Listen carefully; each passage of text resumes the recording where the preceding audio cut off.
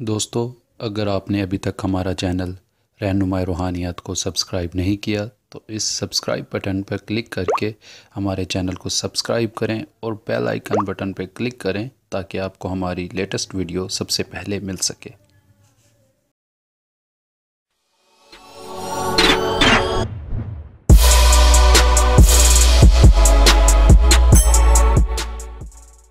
بسم اللہ الرحمن الرحیم۔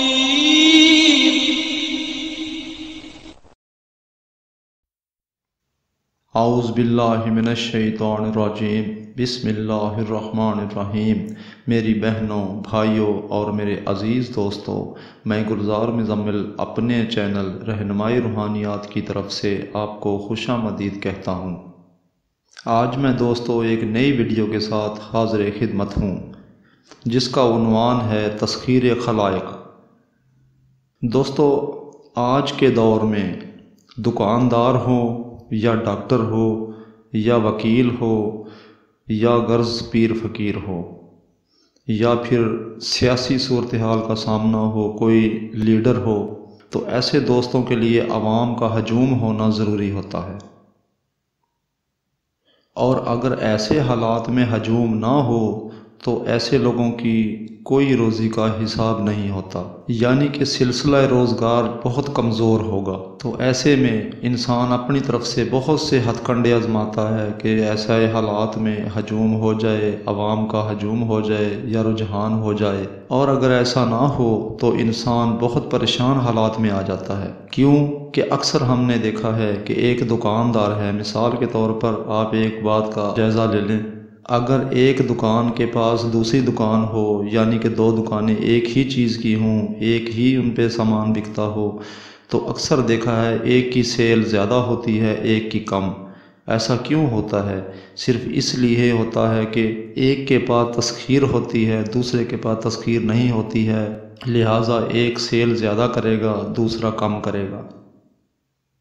بعض اوقات ہم نے یہ دیکھا ہے کہ دکان پہ چاہے سودا مہنگا بھی بک رہا ہو تب بھی وہاں پر ہجوم ہوگا، لوگ دکانداری پہ ضرور چیز خریدیں گے۔ یعنی کہ اگر تسخیر انسان کے پاس ہو تو چاہے وہ چیز زیادہ دام کر کے بھی بیچے تب بھی لوگ خرید لیتے ہیں، اور اگر انسان کے پاس لوگوں کے لیے تسخیر نہ ہو، یعنی کہ کشش نہ ہو، چاہے دکاندار کم دام پہ بھی چیز دے رہا ہوگا تو تب بھی وہ چھوڑ جائیں گے۔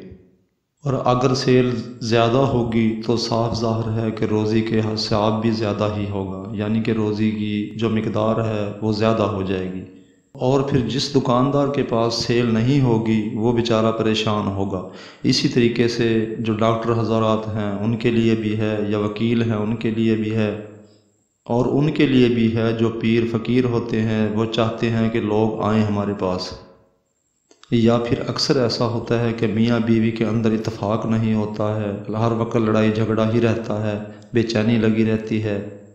اور بس اتنا ہی نہیں، ایسے بھی ہوتا ہے کہ جن کے اپنے انسان سے دور ہو چکے ہوں اور وہ پریشان ہو کہ اپنوں نے منہ موڑ لیا ہے، تو ایسے دکھی انسانوں کے لیے یہ عمل ایک لازوال عمل ہے۔ اور جو ایسے انسان ان حالات سے گزر رہے ہوں ان لوگوں کے لیے میں یہ ایک بار ضرور کہوں گا کہ وہ یہ ایک بار عمل ضرور کریں۔ اس عمل کے اندر دوستو کسی قسم کا پرہیز نہیں ہے، اور بس ایک بات کا راز ذہن میں رکھنا ہے کہ عمل سے مایوس نہیں ہونا ہے، ذمہ داری سے عمل کرنا ہے۔ یہ عمل دوستو 66 دن کا عمل ہے، اور 66 دن ذمہ داری سے ایک ہی وقت میں ایک ہی جگہ ذمہ داری سے عمل کیا جائے تو انشاءاللہ تعالی اللہ کے حکم سے فائدہ ہر صورت میں ملے گا۔ دوستو، میرے جو اعمال ہوتے ہیں وہ بہت ہی نایاب ہوتے ہیں، لہٰذا جو بھی دوست عمل کرے گا اس کو بالکل بھی پریشانی نہیں ہوگی اور کامیابی ضرور ملے گی۔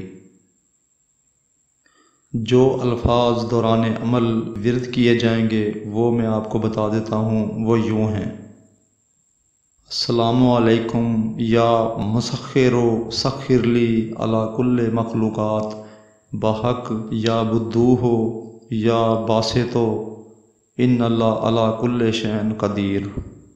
دوستو، یہ جو الفاظ بتائے ہیں میں نے آپ کو، یہ الفاظ 360 بار ورد کیے جائیں گے، اول آخر 7 بار درود لازمی پڑھیں۔